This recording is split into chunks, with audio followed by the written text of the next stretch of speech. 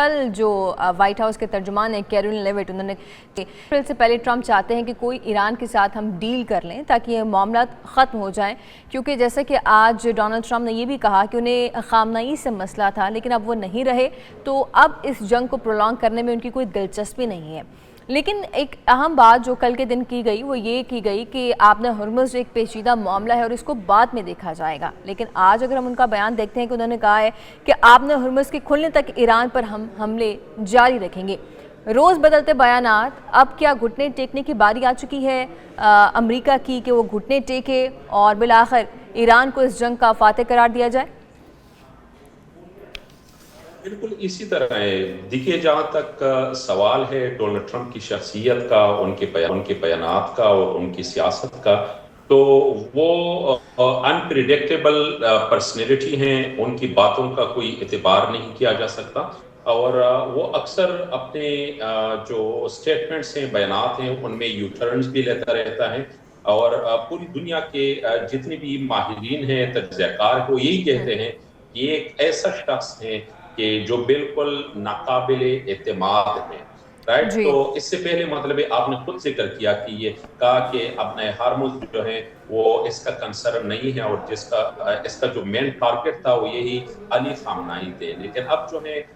انہوں نے بیان بدلا ہے۔ میرے خیال میں اس کے پیچھے کئی وجوہات ہیں۔ ایک وجہ تو یہ ہے کہ عالمی سطح پہ ڈونلڈ ٹرمپ اور امریکہ کی سختی ہوئی ہے، ان کا جو امیج ہے وہ بری طرح متاثر ہو چکا ہے، نیگیٹیولی، منفی انداز میں، اور پوری دنیا نے یہ محسوس کیا ہے کہ جو ڈونلڈ ٹرمپ کی پالیسیز ہیں وہ جارحیت پہ مشتمل ہے۔ دوسری بات یہ ہے کہ ایران نے جس طرح ایک ٹف ٹائم دیا امریکہ کو، کہ اس نے عرب ممالک میں، خلیجی ممالک میں امریکہ کے جو ملیٹری بیسز ہیں، فوجی اڈے ہیں، ان کو نشانہ بنایا، اور ابھی تک جو ہے یہ سلسلہ جاری ہے۔ تو یہ پہلے کبھی بھی اس طرح نہیں ہوا تھا تاریخ میں، اگر ہم دیکھیں تو صرف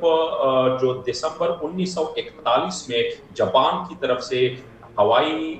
جو جزائر ہیں امریکہ کے، وہاں پہ امریکی فوجی اڈے کو، ملیٹری بیس کو نشانہ بنایا گیا تھا۔ اس کے بعد سے ایس سچ اتنے بڑے پیمانے پہ کبھی بھی امریکی فوجی اڈوں پہ حملے نہیں ہوئے ہیں جس طرح ابھی ایران نے کیے ہیں، اور ابھی تک جو ہے کر رہا ہے۔ تیسری بات جو ہے وہ یہ ہے کہ خود امریکہ کے اندر سے یہ دباؤ آ رہا ہے، امریکی عوام کی طرف سے، وہاں پہ لوگ سڑکوں پہ نکل آئے ہیں، اور وہ بری طرح سے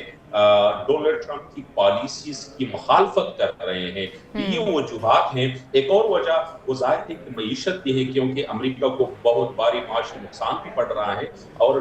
رہی بات اپنے ہارمز کی، تو یہ اسٹریٹ آف ہارمز جو ہے یہ انتہائی اہم آبی گزرگاہ ہے۔ یقیناً اس کا کنٹرول جو ہے وہ ایران کے پاس ہے۔ یہاں سے دنیا کے جو تجارتی جہاز ہیں، جس میں انرجی جو آئل کے ہوتے ہیں یا جو دوسرے پروڈکٹس کے ہوتے ہیں، وہ یہاں سے گزرتے ہیں، تو یقیناً کہ یہ امریکہ کے لیے بھی اور یورپی ممالک کے لیے بھی، جن میں سے اکثر امریکہ کے اتحادی رہے ہیں، ان کے لیے ایک بہت بڑا دھچکا ہے۔ تو میں یہ سمجھتا ہوں کہ یہ اب ڈونلڈ ٹرمپ کے اوپر دباؤ ہے، اندرونی سطح پہ بھی، بیرونی سطح پہ بھی، عالمی سطح پہ بھی، کہ وہ اب اس طرح کے بیانات جاری کرتا رہتا ہے، اور اس کے دو مقاصد ہو سکتے ہیں۔ ایک یہ کہ ایران کے دل میں، ایرانی قیادت کے اندر جو ہے کوئی نرم ہو کے لیے پیدا کرے۔ دوسری بات یہ ہے کہ یہ پوری عالمی برادری کو بھی یقین دلانا چاہتا ہے کہ ڈونلڈ ٹرمپ یا امریکہ جو ہے وہ مذاکرات چاہتا ہے، وہ سفارتکاری چاہتا ہے، اور